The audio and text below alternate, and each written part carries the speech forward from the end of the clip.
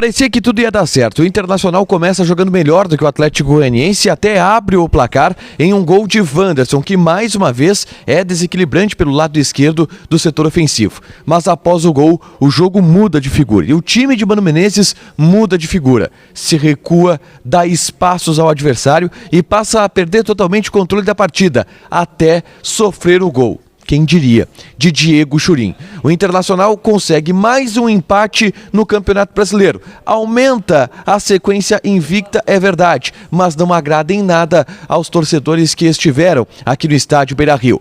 Inter 1, Atlético Goianiense 1. É pauta no Diário do Inter KTO, de segunda-feira, 30 de maio de 2022.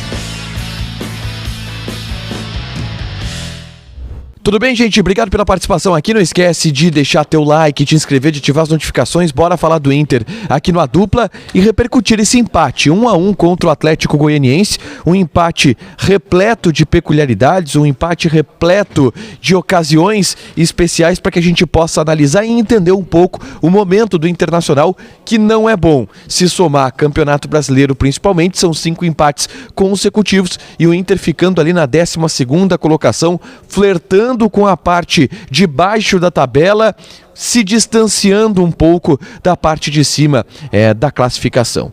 O Inter que teve, na escolha de Mano Menezes por Matheus Cadorini, a ideia de agredir um pouco mais a área do adversário. O Mano Menezes, e ao longo da semana a gente vai falar muito sobre a escolha do Mano pelo Cadorini e o que isso significa, quais são as pretensões do Mano para o setor do ataque. Ele coloca o Matheus Cadorini, dá a oportunidade que ele havia prometido para o jovem jogador. E ele até briga no começo do jogo e o Inter começa bem superior ao Atlético Goianiense. Com a base de time que vem sendo formada ao longo dos últimos jogos, o Wanderson muito insinuante pelo lado esquerdo, de novo a melhor peça ofensiva do Internacional, e ele que cria as melhores chances. Ele cruza uma bola onde o Bustos chega muito perto de marcar, ele finaliza uma bola para uma boa defesa do goleiro Ronaldo e ele marca o gol logo na primeira parte da primeira etapa.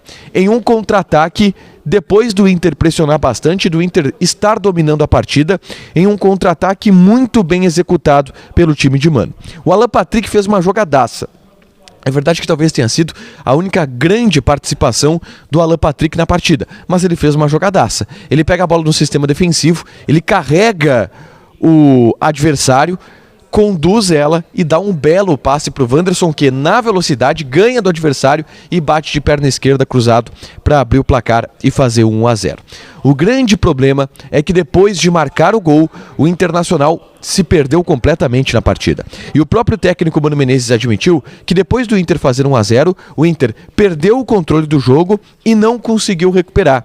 Os volantes do Atlético Goianiense, o Baralhas e também o Marlon Freitas, eles tiveram muita liberdade para jogar. Isso foi destacado pelo Mano Menezes e era perceptível a todo mundo que assistia a partida no Beira-Rio. O Depene e o Edenilson estavam longe. O Inter estava recuado, distante do Atlético Goianiense, que ganhando o setor do meio-campo, controlou a partida, teve mais posse de bola, teve mais volume de jogo, atacou pelos lados do campo, atacou por dentro, a todo momento levou perigo ao gol do Internacional, que é verdade, é um time bem mais qualificado, bem melhor qualificado do que o Atlético Goianiense, e através dessa qualidade ainda conseguiu assustar. Em algumas chances conseguiu sair na cara do goleiro Ronaldo e aí faltou a efetividade. O Matheus Cadorini, por exemplo, em um contra-ataque do Wanderson, ele recebe a bola de cara pro goleiro e bate fraco, e o goleiro consegue defender. Em outro lance, o Bustos recebe uma bola pelo lado direito com condições de tocar para trás e aí no último passe ele erra. O Inter teve algumas oportunidades mesmo jogando pior do que o adversário, mas não conseguiu aproveitar e foi para o intervalo, mesmo que com essas oportunidades não sendo aproveitadas, com 1-0 que podia ter sido no mínimo um empate, por tudo que criou o Atlético Goianiense. Já no primeiro tempo, o Daniel fez uma ou duas intervenções que salvavam o Internacional até aquela altura. E aí começam as tentativas e talvez as falhas do Mano Menezes, ou com certeza as falhas do Mano Menezes na tentativa de recuperar esse domínio da partida, essa posse de bola principalmente no setor do meio campo. Uma das alterações táticas que o Mano fez, e ele explicou isso na entrevista coletiva, foi a colocação do Depena recuado, quase em uma linha de 5 ao lado do René, para que assim o Inter conseguisse bloquear as subidas do lateral direito Ainer, da equipe do Atlético. Isso até aconteceu, mas o Inter perdeu força do meio para frente. Ainda em paralelo a essa mudança, que foi uma mudança tática, o Mano faz uma mexida de peças. Ele tira o Matheus Cadorini, que até brigou, mas não fez um bom primeiro tempo tecnicamente, na oportunidade que recebeu para jogar. Ele tira o Matheus Cadorini e coloca o Taison. Em uma alteração que a gente até imaginava que iria acontecer, pela ideia que tem o Mano de trabalhar os dois jogando juntos. E esse ataque dos sonhos do torcedor colorado, por exemplo, do Wanderson com o Taison, ele testou no início da segunda etapa, mas não deu certo. A ideia do Mano, inclusive, era ter algum tipo de combinação de jogada. Wanderson, Taison, Alan Patrick. O Inter não conseguiu. O Inter seguiu estando recuado e assistindo ao Atlético Goianiense jogar. Outras trocas foram feitas para o Mano e aí quase a toque de desespero. Ele coloca o Pedro Henrique e o David, tira o Alan Patrick e o Depena. E aí o Inter começa a sofrer ainda mais do ponto de vista defensivo, sem agregar do ponto de vista ofensivo. O Pedro Henrique fez muito pouco. O David até fez algumas combinações de jogada, mas não o suficiente para que o Inter criasse grandes oportunidades de gol. E o Atlético atacando, pelos lados do campo principalmente. E aí vem o castigo. No segundo tempo, depois de tanto volume de jogo, depois de tantas chegadas próximas à área do Internacional, o Atlético chega ao merecido gol. Uma jogada pelo lado esquerdo de Léo Pereira, que cruzou para Diego Churin empatar a partida. Venceu o Daniel, dessa vez ele não pôde fazer nada, o Daniel já havia feito 2 ou 3 milagres na partida. Nessa cabeçada do Churin, ele não pôde fazer nada. E podia ser pior. Depois do gol de empate, o Mano mexe de novo no time, ele coloca o Wesley Moraes na vaga do Wanderson. E o Inter se perde completamente do ponto de vista de reposição e não consegue agregar em nada ofensivamente.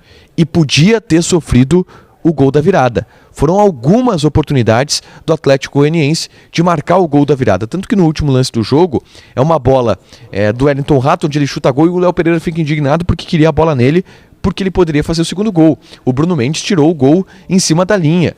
Teve muita chance o Atlético Goianiense de virar. Talvez o resultado mais merecido fosse a vitória do Atlético Goianiense. O que acabou não acontecendo, o Inter consegue esse ponto, mantém a série invicta, amplia ela na verdade para 12 jogos, bate a marca do Abel Braga, mas de maneira alguma agrada ao torcedor que esteve presente no Beira-Rio. Foi um público baixo, 11 mil torcedores, o que se explica também pelo baixo rendimento da equipe, que não foi bem, e mais do que isso, o Mano, e a gente falava isso no pós-jogo da jornada da Rádio Bandeirantes, depois do jogo contra o 9 de outubro, o Mano relatou que ainda no primeiro tempo, quando o 9 de outubro empatou, ele ouviu no Beira-Rio e viu alguns fantasmas. Um time ansioso, um time que não conseguia sair, um time que sentia e sucumbia à pressão do estádio, o torcedor que murmurava, e isso aconteceu de maneira muito clara na partida.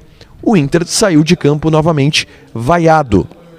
E esse é um fantasma que o Mano conseguiu, de alguma maneira, temporariamente afastar, mas que voltaram à tona nesse empate contra o Atlético Goianiense. 12º colocado na tabela e devendo bastante no Campeonato Brasileiro. Para fechar, vamos falar de KTO. O Inter empatou. A odd do empate era 3.5. Vitória do Inter estava pagando 1.6. Eu fui na vitória do Inter. E eu fui no gol do Matheus Cadorini também, que estava pagando 2.9. Não me dei bem. Antes da jornada, o Matheus Dávila disse que o Churin não ia fazer gol no Inter. Eu tinha que ter tido o tino de apostar no gol do Churin, porque quando fazem isso, obviamente o gol vai acontecer. E veio. Não sei quanto que estava a odd do gol do Churin, se alguém apostou, compartilha aí com a gente. Fechado? Deixa teu like, te inscreve, ativa as notificações, que vai ter mais conteúdo aqui no canal. Beijo!